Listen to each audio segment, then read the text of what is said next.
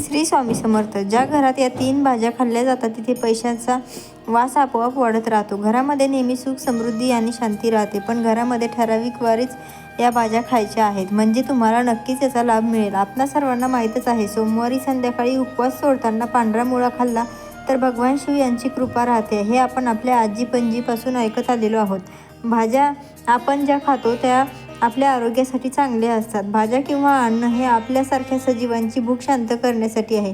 चला तर मग जाणून घेऊया कोणत्या भाज्या आहे ज्याने तुमची सर्व दुःखे नाहीशी होते आणि माता लक्ष्मी नारायण देव यांची कृपा तुमच्यावर राहते.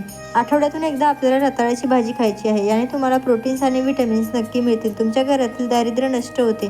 रताळ्याच्या भाजीच्या मुळांमध्ये लक्ष्मी देवीचा वास असतो. वनस्पती ज्ञानाच्या अभ्यासामध्ये वनस्पती 21 यामध्ये सांगितलं आहे, रताळ्याच्या मुळांमध्ये लक्ष्मी माता यांचा वास असतो आणि वेगळीच एक शक्ती असते. दुसरी भाजी म्हणजे भोपळ्याची भाजी. यामध्ये प्रोटीन्स असतात. भोपळ्याची भाजी ही पोटाच्या विकारासाठी सेवन करणे खूप चांगले आहे. भोपळ्याच्या भाजीने तुमच्या धंद्यामध्ये खूप मोठी बरकत राहते. पुढील भाजी आहे सांडग्याची भाजी. सांडग्याची भाजी ही डाळिंबापासून बनलेली असते. सांडग्याची भाजी ही आपल्याला सहजासहजी गुरुवारी खायची असते. यामुळे धनाची प्राप्ती होते आणि घरातील दारिद्र्य नष्ट होते.